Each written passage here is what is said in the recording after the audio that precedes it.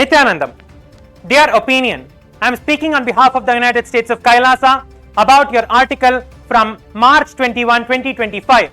We have read it and frankly, it's left us shocked.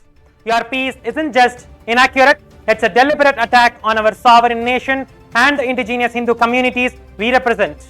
We are here to correct the record with facts and not fictions. Let's start with this. Your article calls KAILASA an alleged nation and questions our existence. But by what authority you decide what's a state?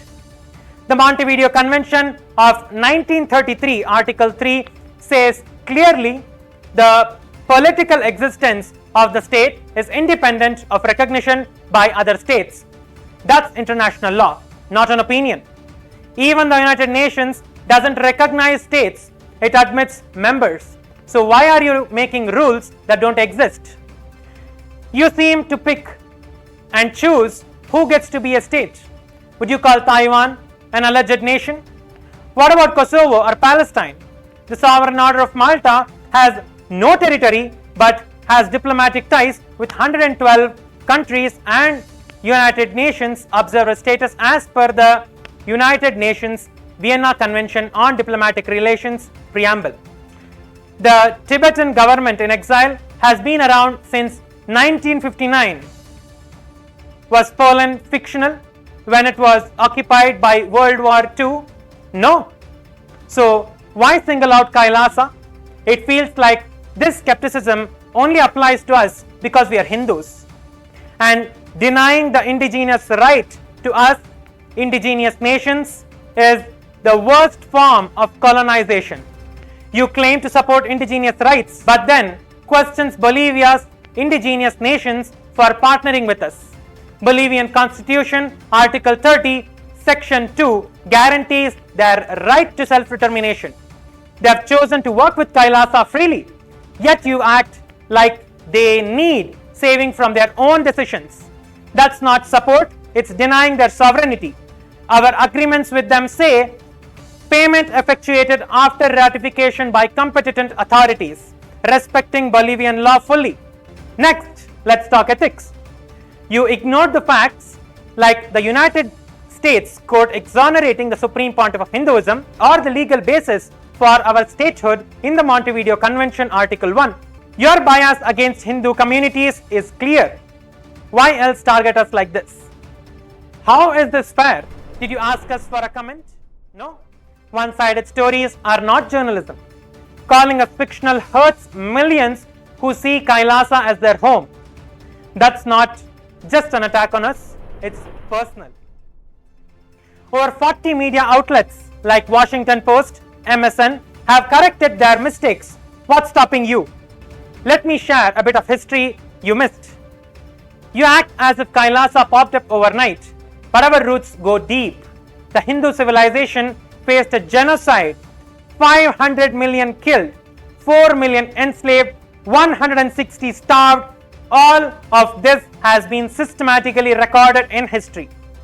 Today, Hinduism lacks recognition in over 66 countries, while others recognize Islam or Christianity officially. KAILASA exists to protect this ancient culture.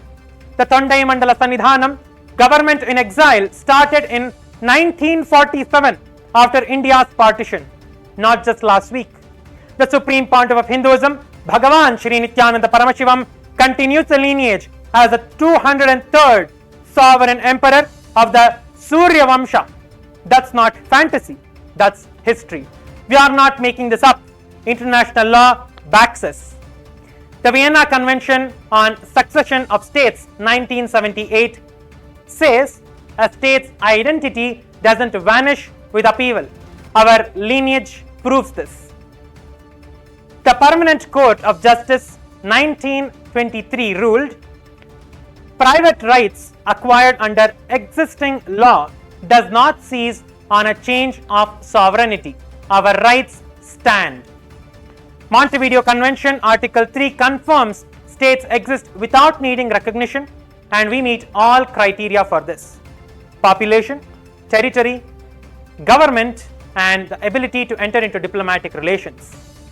You say Our agreements let us control airspace, legal systems, and taxes in indigenous territories. That's nonsense. Our treaties are notarized under Bolivian law with clauses ensuring compliance like payment effectuated after ratification. These are partnerships for education, conservation, and culture, not takeovers. Why are you twisting the truth? Over 40 media outlets from 14 countries like MSN, The Week, and Italy 24 have retracted similar false claims and apologized. They chose truth. Your article has caused real harm. Over 100,000 documented cases of damage. If your journalists, not propagandists, retract this, correct it, and say sorry. If not, we'll see you in court where facts matter more than opinions. KAILASA will keep going with or without your approval. The truth doesn't need your permission, and our sovereignty does not need your stamp. 6 media houses have already backed off and unpublished their propaganda after seeing the law and ethics. You can join them or be a lesson in what not to do. So, opinion, will you fix this? The choice is yours and the world's watching. Nityanandam.